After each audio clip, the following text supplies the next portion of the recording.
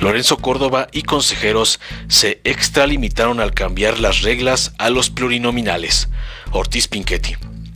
Para evitar la sobrerepresentación, el INE estableció las reglas con las que se asignarán las 200 diputaciones plurinominales. El fiscal electoral José Agustín Ortiz Pinchetti, quien fue consejero electoral en los 90, consideró en entrevista que el Consejo General se extralimitó por ser una tarea de los legisladores. El titular de la Fiscalía Especializada en Delitos Electorales, FEPADE, José Agustín Ortiz Pinchetti, aseguró que el Instituto Nacional Electoral INE, encabezado por el consejero presidente Lorenzo Córdoba Vianello, se extralimitó al determinar un mecanismo para designar los 200 diputados plurinominales en lugar del Poder Legislativo, por lo que seguramente el Tribunal Electoral del Poder Judicial de la Federación, TEPJF, revertirá esta medida.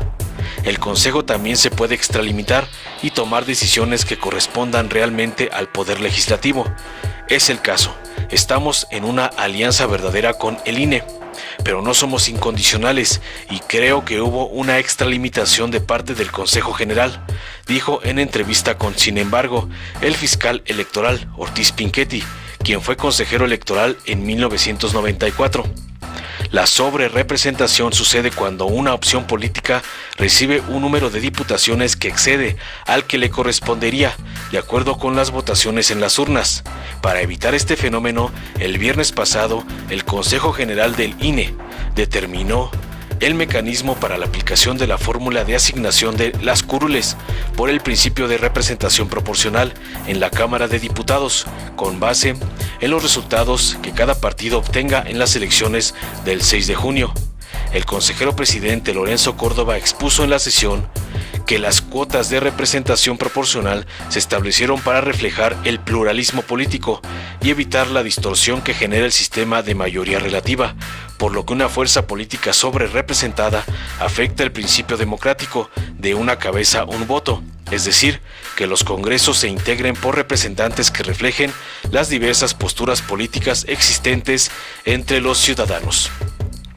Córdoba rechazó que el Consejo General esté legislando, ya que el acuerdo solo establece las reglas con las que el INE asignará una vez que las elecciones de diputaciones de mayoría relativa queden firmes, las 200 diputaciones de representación proporcional. Por el contrario, consideró que el acuerdo contribuye a garantizar que la asignación se dé a partir de la voluntad expresada en las urnas. Según él, el consejero Martín Faz dijo que el acuerdo aprobado respeta el régimen jurídico de las coaliciones de los términos establecidos en la Ley General de Partidos Políticos, así como los criterios sostenidos por la Sala Superior del Tribunal Electoral. La iniciativa puede ser sabia, aunque improcedente, comentó José Agustín Ortiz Pinchetti, al ser cuestionado sobre si la medida podría ser revertida por el Tribunal Electoral. En otro tema, el fiscal electoral aseguró que es único en la historia de México que el Poder Ejecutivo no busque intervenir en el proceso electoral a favor de los candidatos de su partido. El presidente Andrés Manuel López Obrador se reunirá con los gobernadores estatales para acordar un pacto de no intervención en las elecciones del próximo 6 de junio, donde se renovarán 15 gobernaturas, la Cámara de Diputados y otros cargos locales. Esta defensa por la democracia que está ejerciendo el Estado no la habíamos visto. Es absolutamente excepcional y única en la historia de México, dijo Ortiz Pinchetti. Esperamos que efectivamente no haya interferencia. A finales de febrero, los gobernadores de la Alianza Federalista acordaron cumplir la petición del presidente López Obrador de mantenerse al margen de las próximas elecciones, pero lo acusaron de no ser neutral, en particular en el proceso de vacunación, al emplear servidores de la nación. Cabe destacar que dichos servidores trabajan para el gobierno y no representan a ningún partido político, incluido Morena, como lo quiere hacer ver la oposición. El INE acaba de tomar una determinación que tiene que ver con una facultad que concierne a los legisladores, la designación de diputados plurinominales. ¿Usted cree que es correcto? Yo pertenecí al Consejo General del INE en 1994. Creo que el Consejo también se puede extralimitar y tomar decisiones que corresponden realmente al Poder Legislativo. ¿Es el caso? Es el caso. Estamos en una alianza verdadera con el INE, pero no somos incondicionales y creo que hubo una extralimitación de parte del Consejo Electoral. ¿La va a tirar el Tribunal Electoral? Seguramente sí. La iniciativa puede ser sabia, aunque improcedente. ¿Los intereses económicos articularon una coalición de partidos por la vía democrática? Mientras lo hagan por la vía democrática, sus iniciativas serán bienvenidas. Es indudable que muchos de estos grupos tendrán que buscar apoyos políticos en los partidos de oposición, si es que el gobierno federal introduce cambios que puedan afectar sus intereses. Para eso es la democracia. Pensar que esa gente va a guardar el hecho de que haya políticas fuertes de cambio sería infantil. Realmente lo que tenemos que pensar y hasta desear es que se conforme una oposición fuerte de tipo conservador.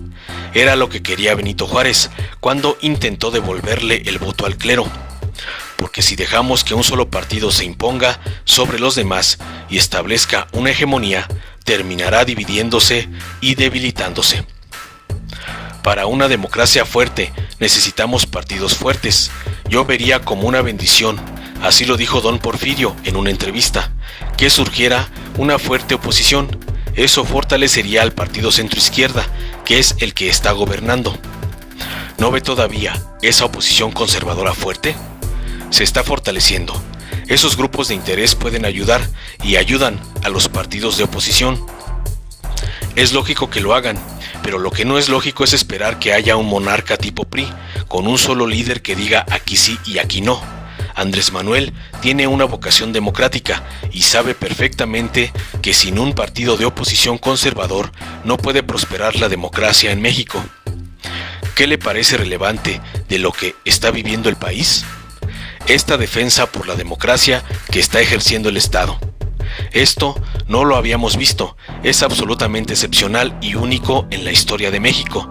Tenemos que remontar hasta Madero para ver una elección donde no interviene el Poder Ejecutivo a favor de sus candidatos. Qué bueno que hay este cambio. No es un cambio menor. Esperemos que efectivamente no haya interferencia. Mañana, refiriéndose al 23 de marzo, 32 gobernadores se reunirán con el presidente y van a firmar un pacto muy importante de no interferir, dejar que la población elija a sus gobernadores, sus legisladores, sus presidentes municipales.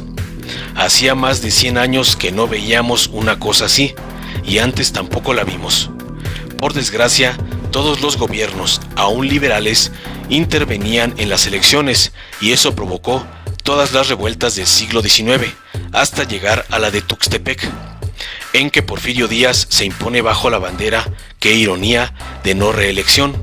Luego, por lo menos tuvo la prudencia de no reelegirse inmediatamente y dejar que alguien más ocupara la presidencia. Ya después regresó para siempre, es decir, hasta un fraude electoral que él mismo impuso. Provoca aquello que llamamos la revolución. Pero no falta quien esté achacando al presidente un intervencionismo que puede perfilar, dicen algunos, al presidencialismo autoritario. Sí, he oído que muchos dicen que es un nuevo PRI el que se está perfilando. Yo no creo. Yo creo en la buena fe del presidente de la República. Termina respondiendo contundente el fiscal electoral. Informó Mr. Politicón. Nos vemos el próximo video. En el 2018, el pueblo de México decidió que Andrés Manuel López Obrador fuera presidente y que además tuviera la mayoría en la Cámara de Diputados y en la Cámara de Senadores para llevar a cabo el proyecto de la Cuarta Transformación. En este 2021, la gente nos sigue apoyando. Prácticamente todos los pronósticos señalan que Morena y sus aliados nuevamente obtendrán la mayoría.